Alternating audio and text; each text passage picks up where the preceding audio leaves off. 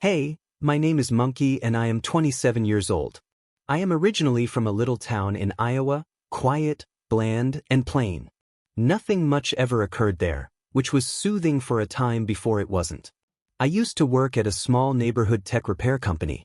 We repaired everything from cracked phones to broken printers. It was consistent work and I was good at it. But deep down, I knew I wanted more. 6 months ago, I received a call that altered everything.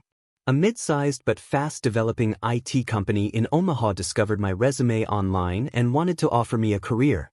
They were searching for someone with hands-on experience as well as adaptability hunger and a high tolerance for pressure. The offer, if I agreed to relocate, they would pay for my housing for the first year, give me a higher salary, and give me a fresh start. I recall being outside my parents' house the night before my departure. My mother hugged me for a little too long. My father, while he gave me a firm handshake and a rare, "I'm proud of you," that was sufficient. I packed my old Civic with whatever I could fit, drove out and never looked back. The metropolis was initially overwhelming in terms of sensory input traffic, quick-talking people, and lights that did not fade at night. I moved into a modest but spotless company-owned apartment. It wasn't elegant, but it felt a lot better than the attic bedroom I was staying in back home. My first week on the job was a blur orientation, new names I couldn't recall, and lots of Slack notifications. I thought I had drowned it all, but then I met Renee. She was a senior specialist on my team, mid-30s, keen eyes, and calm energy.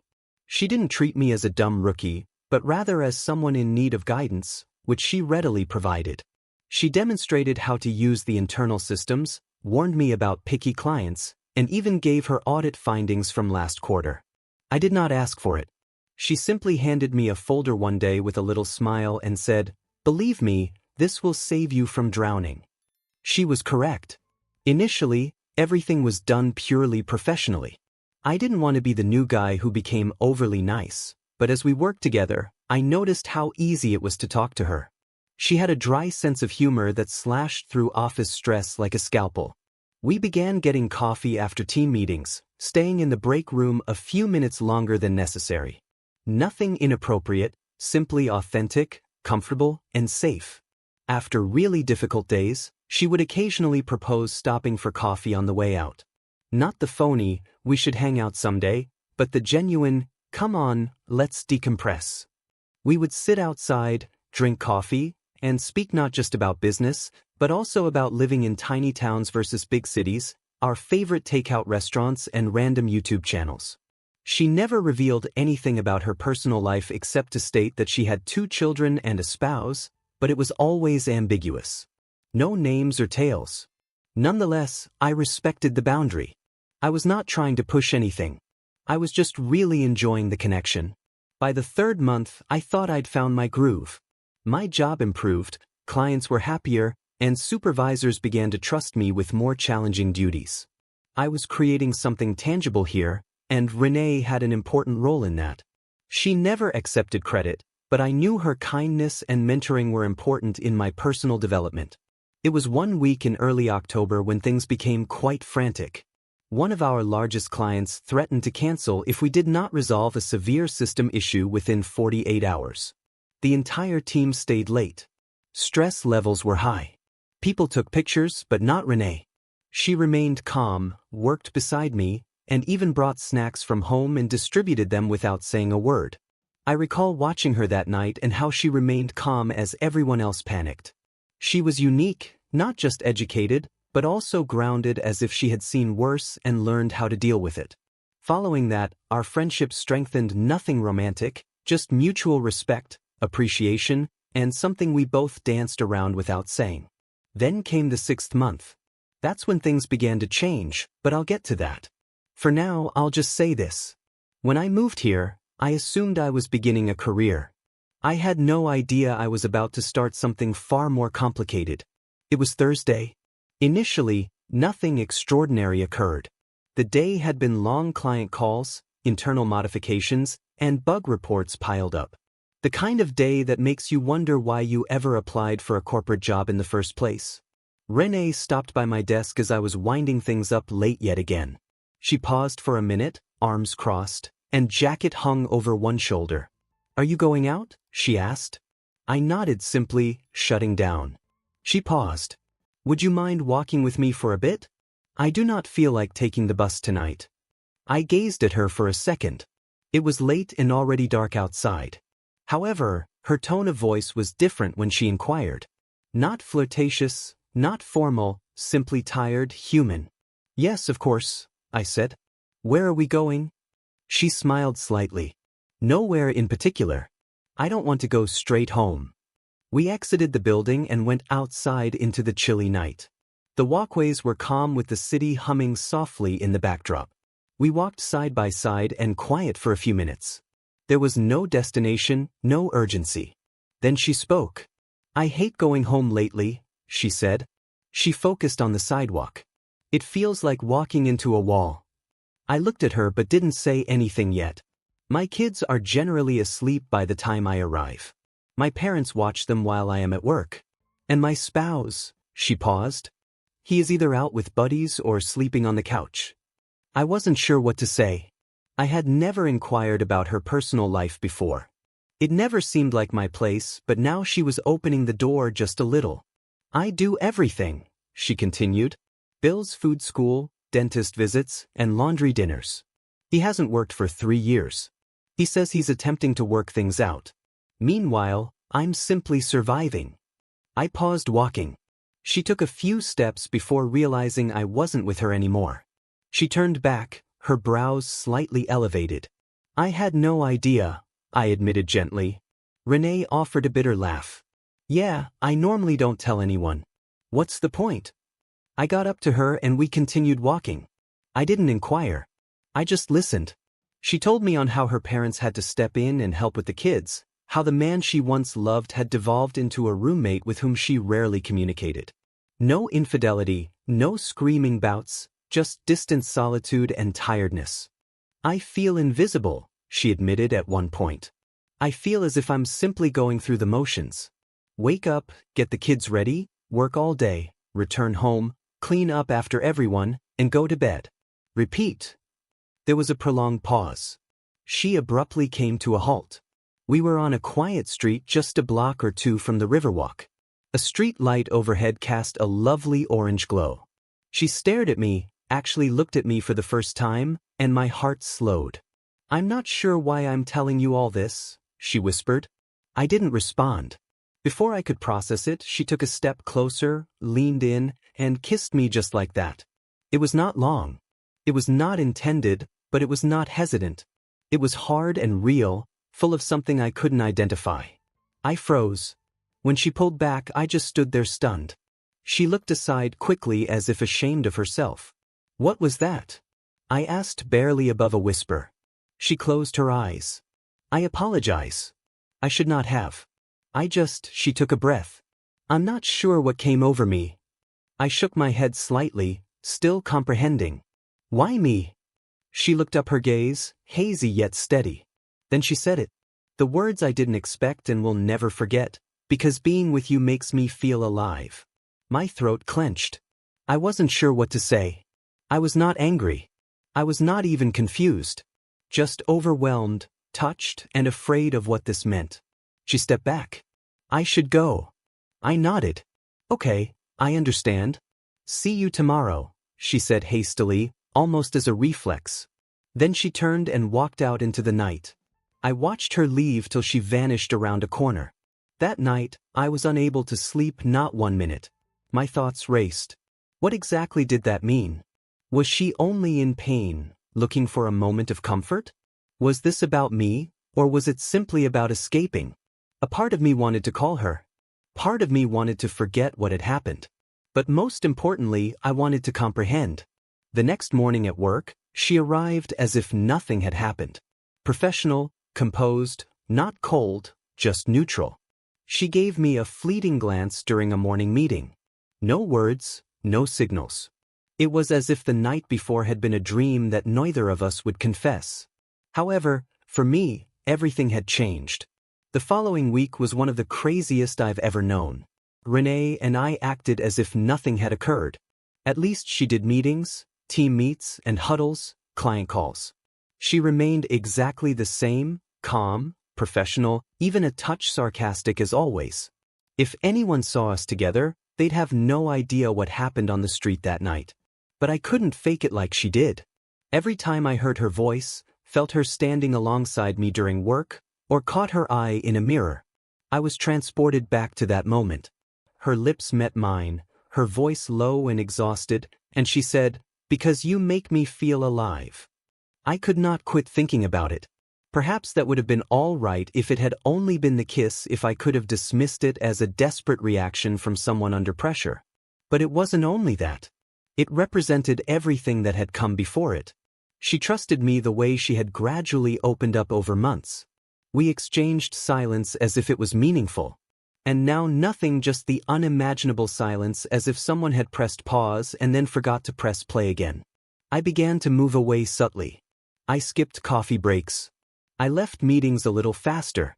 I answered her inquiries directly without using any unnecessary words. I was not being rude. I was simply attempting to protect myself, trying to make sense of it all without telling her how shaken I was. By midweek, she had noticed. We were working late on a software issue. After everyone else had left, only the two of us remained at our desks. She looked up and asked, "Monkey, are we okay?" The way she said it quietly and thoughtfully revealed everything. She felt the stress too. She wasn't pretending that nothing had happened. She just wasn't sure what to do with it. I nodded, avoiding her gaze. "Yeah, just tired." A heartbeat passed. "That's not what I intended." I exhaled. "I understand." Silence. And then I did something I should have done days ago. Stood up, walked over to her desk, and perched on its edge. Close enough to talk, quietly far enough to avoid feeling pressured. "Why are you still with him?" I asked. Her face froze for a second before softening. She didn't seem surprised, just sad. "I've asked myself that more times than I can count," she admitted. I waited. She exhaled and rested her hands in her lap. I believed for a long time it was fear. Fear of being alone, of failing my children, fear of what others would say. But recently it's guilt. Guilt for considering leaving, for thinking of someone else, for seeking something better when I promised to make this work. I nodded slowly. "But you also mentioned you were drowning." She nodded. Her eyes remained riveted on her hands. "I am, and I know it isn't sustainable, but there's always a voice in my head. What if I mess everything up? What if leaving hurts my kids more than staying? It's as if I'm stuck between two horrible options." I took a long breath, then cautiously I remarked, "You deserve more than survival." Her eyes greeted mine. For the first time that night, there was something in them. Hope maybe, or desperation, or both. "I understand," she muttered. "But what happens if I fall apart? What if I leave and can't keep it together?" I did not have a perfect solution. I wasn't going to promise her a fairy tale, but I couldn't be silent either. "I'm not suggesting I know all the solutions," I said. "But if you choose to leave, if you really determine that this cannot continue, I will be there. You do not have to do it alone." She said nothing, just sat with those words. I stood up. I did not want to stay in that moment for too long. "I am not pushing you. This is your life. It's your call." But I meant all I said. She nodded. "Thank you." As I approached the exit, I turned back and asked gently, "Do your children know you're unhappy?" She paused. "They see it. Children are not stupid." That answer stuck with me all the way home. That night, I lay in bed staring at the ceiling. I wondered how I'd gotten from tech support in a small town to this. Carrying the emotional one of a woman I had grown to care deeply about, I was fully aware of how complicated it was. I was not naive. I knew exactly how it looked. But nothing about it felt wrong, just unfinished. The following few days, we didn't discuss it again. But something had shifted. Renee appeared lighter, somehow not pleased, just more observant, as if a choice was developing in her head. Quiet yet steady. I did not bring it up again. I did not need to. I just waited. The next 2 weeks felt like walking on a tight beam. Nothing dramatic occurred. However, you could sense something in the air, like the initial tenseness before a storm. Renee stopped talking about her husband, not in passing, not frustrated, not at all. But she appeared different. Her demeanor was calm, like her mind was continually elsewhere. A part of me feared I had pushed her too far with what I said that evening, but another part of me hoped selfishly, maybe that she was now thinking of herself, really thinking. I maintained my distance.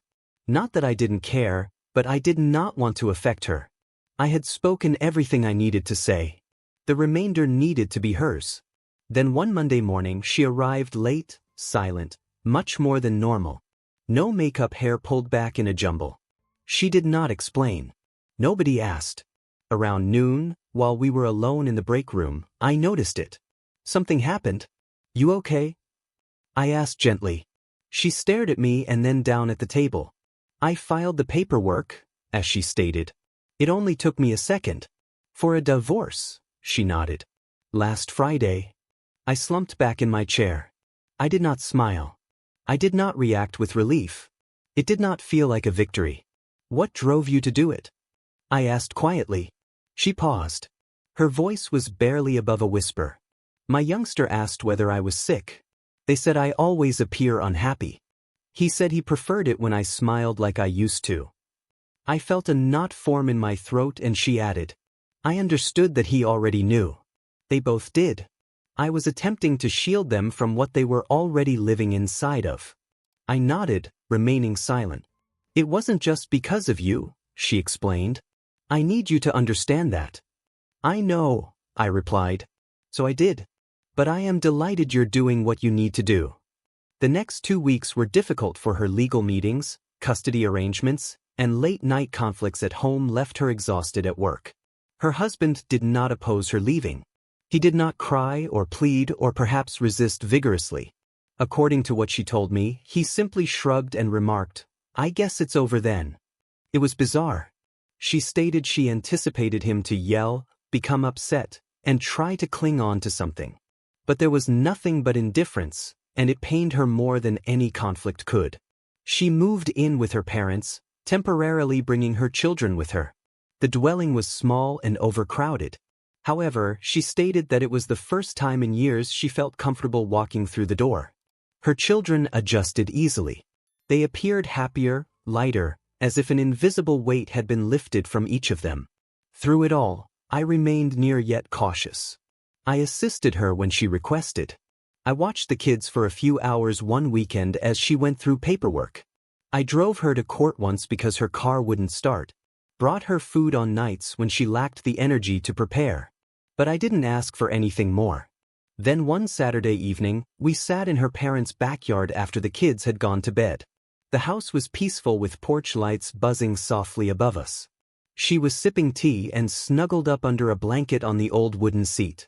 I used to believe I couldn't do this alone, she added quietly, looking across at me. Now I believe I can, but I do not want to. I did not say anything. I did not need to. She grabbed for my hand. Monkey, I am not sure what this is yet, but I would like to figure it out with you. I softly grasped her hand. So do I. Things progressed organically after that. Not fast nor sluggish, just right. I spent more time with her and the children, but I never pushed myself into their space. They opened up to me on their own. Her daughter Mia began asking me for assistance with a school project. Her kid Liam asked if I could teach him how to fix things like in the movies. Her parents were suspicious at first. I was younger. I was not from their world. But they noticed how Renee changed when I was present. How she grinned more. How she breathed easier. They gradually accepted me, not with fanfare, but with gentle nods and extra meal portions at the table. A few months later, she had her own place. Simple, clean, and full with sunlight. I helped her move in, constructed the furniture, and hung the drapes. She handed me a key without saying anything. I stored it in my wallet for a week before utilizing it for the first time. One evening, as we were putting the kids to bed, Mia asked if I was her new dad. Renee and I glanced at each other. She smiled slightly and replied, "Not yet, honey, but maybe someday." I did not expect to become emotional, but I did. Renee laid her head against my shoulder as we sat on the couch after the kids had gone to bed. "I'm still recuperating," she added, "still sorting everything out." I nodded. "I agree." She smiled but didn't look at me. But I know I am no longer alone. Neither was I. 2 years have passed since that evening in Renee's parents' lawn when she grabbed my hand and told me she wanted to work things out with me. A lot has changed since then. Some things happened slowly, others quickly. We currently live together in a 3-bedroom rental property just outside of the city in a peaceful neighborhood with wide pathways and maple trees that turn fiery red in the fall. It's not fancy, but it is ours.